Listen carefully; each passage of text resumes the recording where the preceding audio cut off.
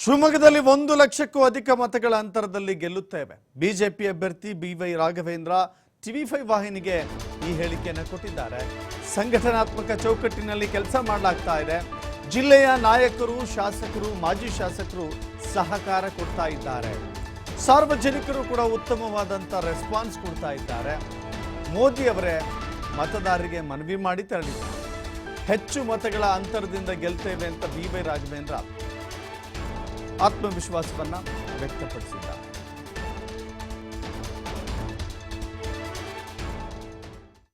ಶಿವಮೊಗ್ಗ ಲೋಕಸಭಾ ಚುನಾವಣೆ ಅಖಾಡ ರಂಗೇರಿದೆ. ಈ ಹಿನ್ನೆಲೆಯಲ್ಲಿ ಬಿಜೆಪಿ, ಕಾಂಗ್ರೆಸ್ ಎಲ್ಲ ಒಂದು ಕಡೆ ಪಕ್ಷೇತರ ಬಂಡಾಯವಾಗಿ ಸ್ಪರ್ಧೆ ಮಾಡುವಂಥ ಈಶ್ವರಪ್ಪನವರು ಕೂಡ ಭರ್ಜರಿ ಪ್ರಚಾರವನ್ನ ಮಾಡ್ತಾ ಇದ್ದಾರೆ. ಅದರಲ್ಲೂ ಕೂಡ ಶಿವಮೊಗ್ಗದಲ್ಲಿ 4ನೇ ಬಾರಿಗೆ ಬಿಜೆಪಿ ಅಭ್ಯರ್ಥಿಯಾಗಿ ಸ್ಪರ್ಧೆ ಮಾಡಿರುವಂತಹ ಬಿವೈ ರಾಘವೇಂದ್ರ ಅವರು ಅಬ್ಬರದ ಪ್ರಚಾರವನ್ನ ಮಾಡ್ತಾ ಇದ್ದಾರೆ.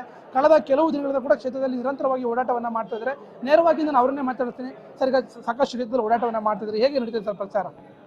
ಸರ್, ಒಂದು ಸಂಘಟನಾತ್ಮಕ ಒಂದು ಚೌಕಟ್ಟಿನಲ್ಲಿ ನಮ್ಮ ಕಾರ್ಯಕರ್ತರ ಪರಿಶ್ರಮದಿಂದ ತುಂಬ ಯಶಸ್ವಿಯಾಗಿ ಕಾರ್ಯಕ್ರಮವನ್ನು ಜೋಡಿಸುವಂಥ ಕಾರ್ಯ ಇವತ್ತು ಆಗ್ತಾ ಇದೆ. ಮತ್ತು ನಮ್ಮ ಜಿಲ್ಲೆಯ ನಾಯಕರುಗಳು, ಜಿಲ್ಲೆಯ ಶಾಸಕರುಗಳು, ಮಾಜಿ ಶಾಸಕರುಗಳು, ಸಂಘಟನೆಯ ಎಲ್ಲ ಪ್ರಮುಖರುಗಳು ತುಂಬ ಯಶಸ್ವಿಯಾಗಿ ಅಭ್ಯರ್ಥಿಯ ಪ್ರವಾಸವನ್ನು ಜೋಡಿಸುವಂಥ ಕೆಲಸವನ್ನು ಮಾಡ್ತಾ ಇದ್ದಾರೆ. ಯಾವುದೂ ಕಾರ್ಯಕ್ರಮ ನಿರಾಸೆ ತರೋ ರೀತಿಯಲ್ಲಿ ಈ ಕ್ಷಣದವರೆಗೂ ಕೂಡ ಆಗಿಲ್ಲ. ತುಂಬ ಯಶಸ್ವಿಯಾಗಿ ಕಾರ್ಯಕ್ರಮಗಳು ಇವತ್ತು ನೆರವೇರ್ತಾ ಇರೋದು ಮತ್ತು ಅದಕ್ಕೆ ಸಾರ್ವಜನಿಕರು ತೋರಿಸ್ತಿರೋ ಉತ್ಸಾಹ 100ಕ್ಕೆ 100. ಪ್ರಧಾನಮಂತ್ರಿಗಳು ಬಂದು ಏನು ಕೈ ಮುಗಿದು ವಿನಂತಿಯನ್ನು ಮಾಡ್ಕೊಂಡಿದ್ದಾರೆ ಶಿವಮೊಗ್ಗ ಕ್ಷೇತ್ರದ ಮತದಾರ ಬಂಧುಗಳಿಗೆ.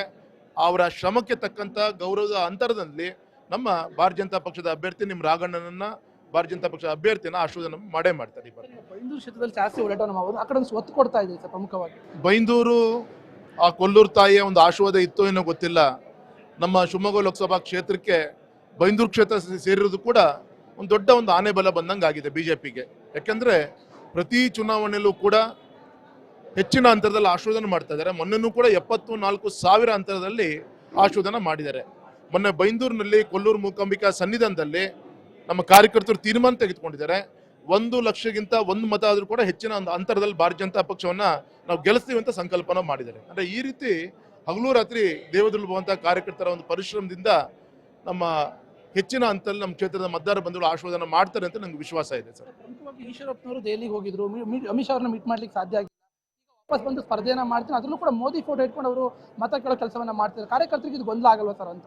ನೋಡಿ, ಇಟ್ಸ್ ಟೂ ಅರ್ಲಿ, ಇನ್ನು ಕೂಡ ಸಮಯ ಇದೆ.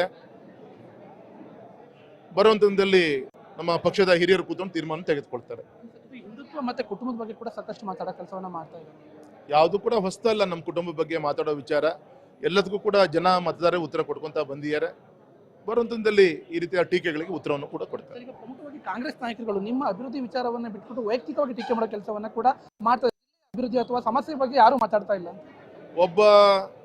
ಒಂದು ಪಕ್ಷದ ವಿರೋಧಿ ಕೊನೆಯ ಹಂತದ ಒಂದು ಪ್ರಚಾರ ಅಂದ್ರೆ ಅದು ಅಪಪ್ರಚಾರ. ಅದು ಬಿಟ್ರೆ ಬೇರೆ ಅವರಿಗೆ ಯಾವುದೇ ಶಕ್ತಿ ಇಲ್ಲ. ಯಾಕಂದ್ರೆ ಏನ್ ಮಾಡಿದ್ವಿ ಅಂತ ಮತದಾರರಿಗೆ ಹೇಳ್ಬೋದು. ಅದು ಯಾವುದೂ ಕೂಡ ಇಲ್ಲದಕ್ಕೆ ಅಪಪ್ರಚಾರ ಮಾಡದೆ ಪ್ರಚಾರ ಮಾಡುವಂತ ಕೆಲಸವನ್ನು ವಿರೋಧ ಪಕ್ಷಗಳು ಮಾಡ್ತಾ ಇದ್ದಾರೆ. ಇದು ಯಾವುದು ಕೂಡ ಹೊಸದಲ್ಲ. ನಾಳೆ ಚುನಾವಣೆ ಸಂದರ್ಭದಲ್ಲಿ ಉತ್ತರವನ್ನು ಕೊಡ್ತಾರೆ.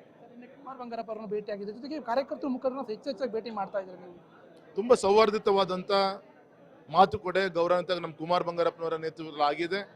ಅವರೊಬ್ಬರು ಸ್ಟಾರ್ ಕ್ಯಾಂಪೇನರ್ ಆಗಿ ಇಡೀ ರಾಜ್ಯನೂ ಕೂಡ ಪ್ರವಾಸ ಮಾಡಬೇಕು.